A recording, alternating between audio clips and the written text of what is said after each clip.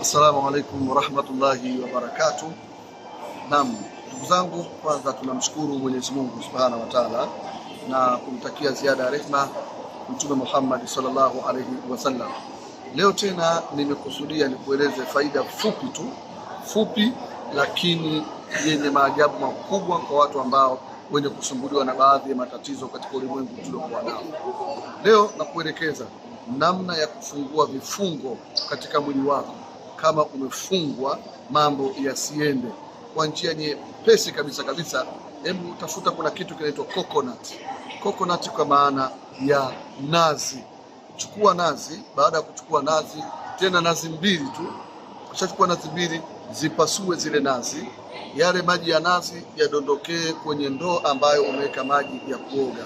Kisha maji yale nenda kaoge kwa manuizo ya kuondosha vifungo katika mwili wako. Kwa hakika kabisa ni tiba ambayo utashangaa namna itakapoondosha vifungo vya mafanikio katika mwili wako. Kwa hivyo hiyo ni nazi. Kwa ndugu yangu, nazi una faida nyingi, na hata ukipata nazi ile alafu ukatengeneza mafuta ya nazi yale mazuri, alafu kama una ndugu yako amechanganyikiwa kuwa ni kichaa, mnyoe nywele zote katika kichwa chake, kisha mpakae mafuta ya nazi.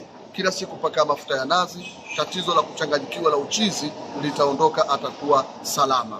Na mafuta ya nazi, huo mti wa mnazi, kwa mtu ambaye hata mtoto mdogo unapokuwa anapakaliwa mafuta ya nazi hawezi kuchezewa na mashaitani na hata watu wabaya. Kwa hivyo hiyo ni faida ya mti wa mnazi. Lakini kumbuka, somo hili nimekuletea ndugu yako nikiwa katika ardhi ya nchi ya South Africa, lakini insha Allah moja kwa moja, kama utakuwa na maswali, maoni, unaweza kunipigia kwa namba zangu 0762664094 0762664094.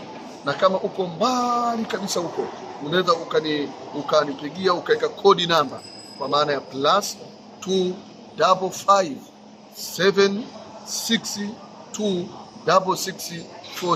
+25526264094. Ni mimi ndugu yako Maalim Suleiman Ngusura. Huko nimekuja kwa ziara tu maalum, lakini ofisi yetu kuu iko katika nchi ya Tanzania, maeneo ya Tabata Kisiwani, katika madrasa ambayo inaitwa Madrasatu Anwaru Shamsia.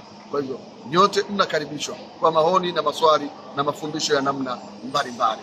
Kwa haya machache, tukutane tena katika madarasa mengine. Assalamu alaikum warahmatullahi wabarakatuh.